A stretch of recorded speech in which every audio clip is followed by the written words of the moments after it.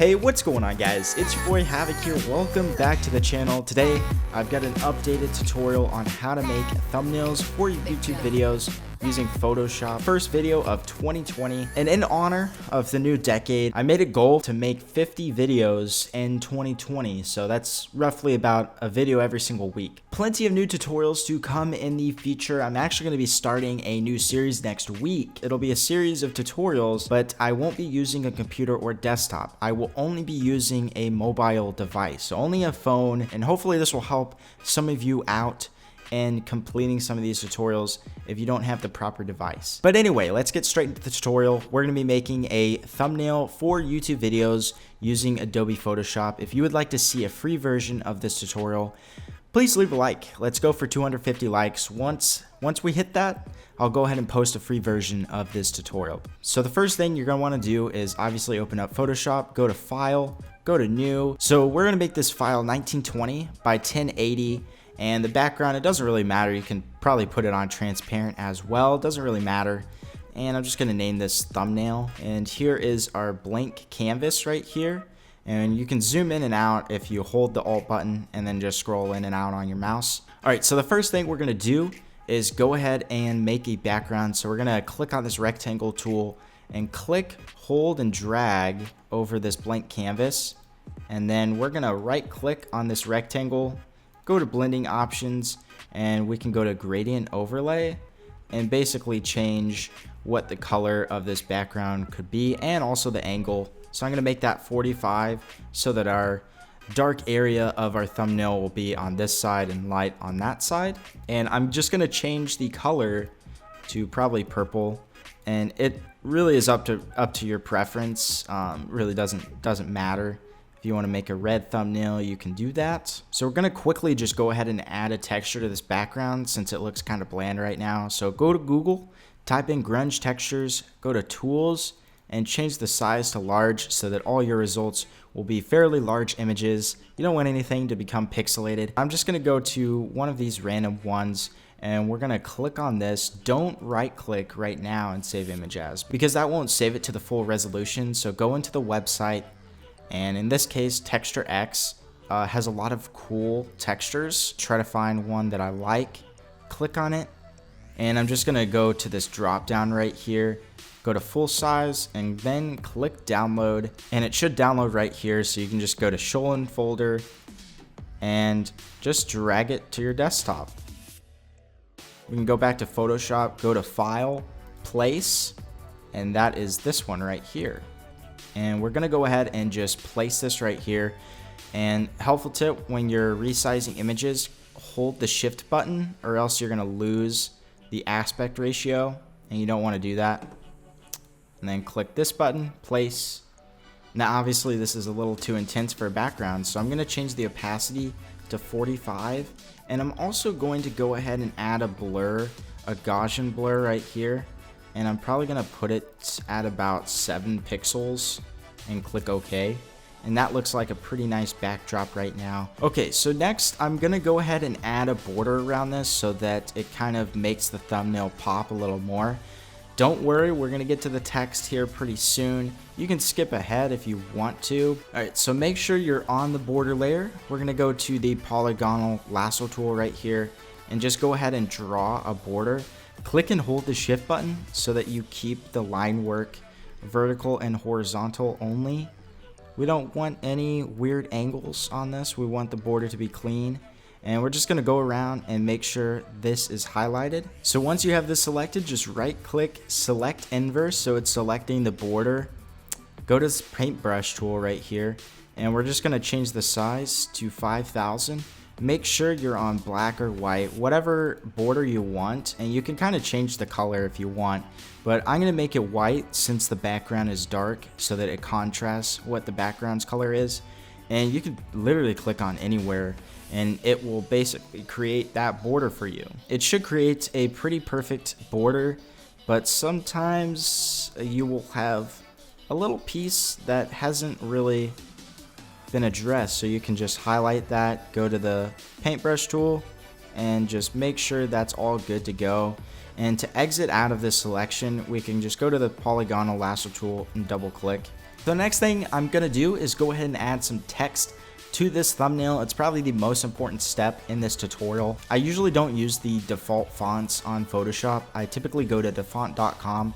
I will leave a link in the description, but I will be using Imperfecto, this font right here, and I will also be using Big Noodle titling, this font as well. In case you don't like those fonts, you can actually just go to the home page right here for defont.com, and there are various categories. I typically go to basic sans serif, and there are plenty of choices along here. I would suggest Bibis Noi is probably one of the best. But when you find a font that you truly like and you want to use, you can go to download and then open when done. And just open up the font file right here and then click install. Alright, so once you get that successfully installed, go back to Photoshop, click on this type tool right here and click basically anywhere, and we can actually change the font that we want. So remember what font name you actually installed. And you can also change the size of the font you want. So I'm just gonna actually make this 290. We can also change the color of our font, and I typically usually suggest using something that contrasts from your background. Since my background's dark, use a light color for my font. So I'm gonna pick something light. So I'm just gonna pick white. And since we're making the thumbnail for this tutorial, I'm gonna make it fast and easy, because these are fast and easy thumbnails and they're also custom. That font isn't the best, so I can go to right click, blending options, add a stroke of 20. And I know it looks a little weird right now, but just hang on. I'm also gonna add an outer glow right here, change the opacity to 100. I'm gonna change the spread to 100 as well, and the size to 22. So I'm gonna go ahead and right click, duplicate, click OK, and I'm just gonna drag this down. Okay, so next we're gonna make sort of our custom text. It'll read custom, but it is custom text. Click on our type tool, click anywhere, change the font to Imperfecto, and I'm gonna change the size to 370, and click back here, and it's gonna read custom. But hold on, we're gonna make this text look pretty cool. Okay, so next I'm gonna make a rectangle. So click on the rectangle tool. Make sure the color is something that contrasts the custom font color. So we're gonna make it black opposed to white, and go ahead and kind of border this custom font right here. Okay, so now I'm gonna make sure this rectangle is below the font. So just go ahead and move this layer below the custom layer right here. And we're gonna right click, rasterize the rectangle, and we're also going to do that for the type. So right click, rasterize type right here, and that way we can actually edit things. So make sure you're on the custom layer, go to the magic wand tool right here, and hold the shift button so that we can actually highlight all this lettering. And we're just going to go and highlight each letter right here. Make sure we're on the rectangle tool and just press delete. So now we're just gonna go ahead and delete the custom layer. So right click, delete, and we're actually gonna go ahead and update this to say custom, so we know what this layer is actually. And I'm gonna move this layer down below everything else so that it doesn't interfere with the other fonts. And I'm actually gonna right click, go to blending options, and we're just gonna go ahead and create a gradient overlay. And I'm gonna go ahead and make this kind of a brighter purple so that it still stands out from the background, but it also kind of follows the color scheme of this thumbnail. And I'm actually gonna maybe change the angle to 45. I think that looks pretty good. All right, so now what I'm gonna do is kind of just add a black background so that this text kind of pops out even more. So I'm just gonna go ahead and go to this rectangle tool right here, and just click right around here so that it's flush with the text. Click and hold, and I'm just gonna go ahead and highlight this entire area and create a background right here. And I'm just gonna go ahead and change the feather to about 40, and you can kind of customize it to whatever you want, but I think that looks pretty good. All right, so now I'm gonna do the same thing for this thumbnails font right here. So go ahead and just hold and drag, create a black background right there. That looks pretty good. And then just obviously put it below the thumbnails right there. Change the feather to 40, and voila, there we are. We're gonna do the same thing for our custom text right here in the middle. So it creates a little border right here. Click and hold. And I'm probably gonna change the feather to just 20, a little less than the other two. And just hold and drag this below the custom font right there. And I think that kind of makes our font stand out a little more. I think it looks a little better now. And a helpful tip also is to go ahead and make your text a little more compact. So that's probably what I'm gonna go ahead and do. So I'm gonna go ahead and click both on the rectangle tool in the thumbnails.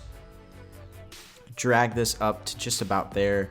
Same thing with fast and easy and rectangle right here. Click and basically drag it down to here, so that all of that is pretty close to each other. And I'm gonna go ahead and click on everything. If I click on the thumbnails and then hold the shift button and click on this layer right here, it'll select everything in between. And now we can actually go ahead and shift this up to the top, I would say. And I'm probably gonna go ahead and put it probably about there. So I'm gonna first click on the thumbnail, go to edit, transform, and warp. You can actually make this font a little custom. So by just clicking and dragging some of these points on the font, we can actually make it look a little custom, and maybe even catch some more eyes, and people will maybe click on it even more. File, place, and you can place any image for that matter. And I'm just gonna hold the shift button, keep holding it. I can go to edit, transform, flip horizontal, so I'm pointing at the thumbnails. And since this image doesn't reach all the way, I'm actually gonna go ahead and put it below the border so that, you know, people won't know now, right?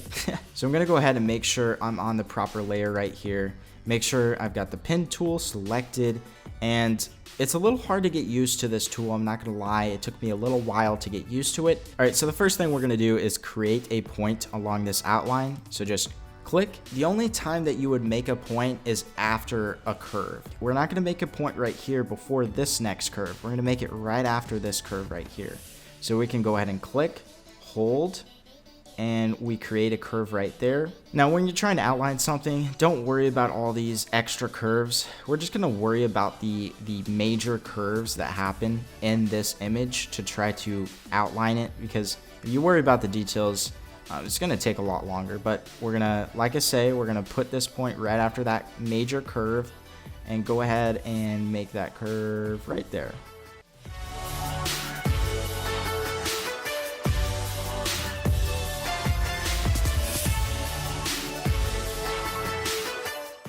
And there we are. We got that all bordered up right there. We can go ahead and right click, make selection right here. Go ahead and click OK. And that will select everything. Make sure you're on the same layer that you want to go ahead and delete, and just click delete. And that background is all done. We're gonna go ahead and right click, go to blending options. I'm gonna go ahead and add an outer glow right here. Change the opacity to 100.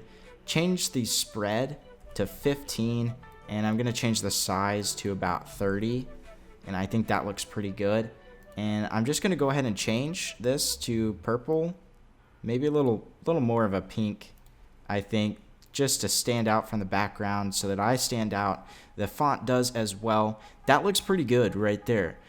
I'm just gonna add one more thing, kind of something in the background that kind of makes me sort of even pop out from the background even more.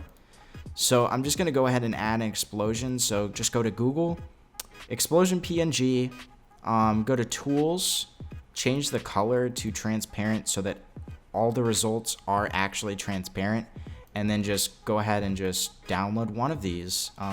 Go to file, place, and we're gonna place this explosion into the background. I can go ahead and go to edit, transform, and I'm just gonna go ahead and just rotate this a little bit. And I'm just gonna go ahead and right click, go to blending options, and I'm gonna go ahead and create an outer glow for this baby as well. At 75, I'm just gonna make this probably about 5 and 15, I would say. And I will change the color to purple, pink, a little brighter than the background. And I think that should be good. All right, couple last things I'm gonna do is change the opacity to just about 40 for this.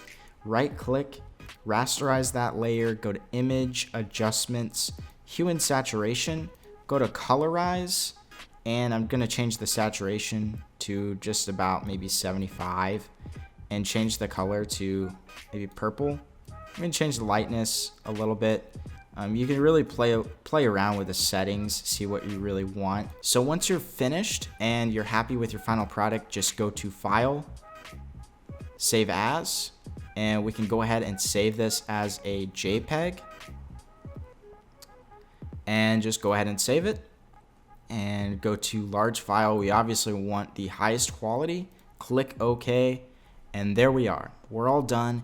But that's a pretty high quality thumbnail. I hope you guys did enjoy the tutorial. I hope it did help you out. Drop a like if it did, and go ahead, click that subscribe button, click that notification bell. Plenty of new tutorials coming up, and I hope you guys are all ready for them. Leave me some comments down below. Let me know what tutorials you would like to see next. And with that being said, it's been your boy Havoc here, and I'm out. Peace.